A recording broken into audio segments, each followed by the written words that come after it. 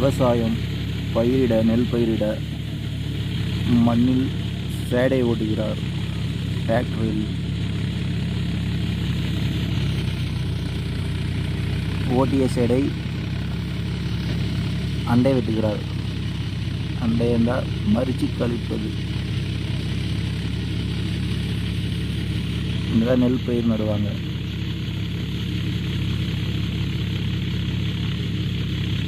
காலை பொழுதில் பனித்தூறலில் வேலை செய்கிறார்.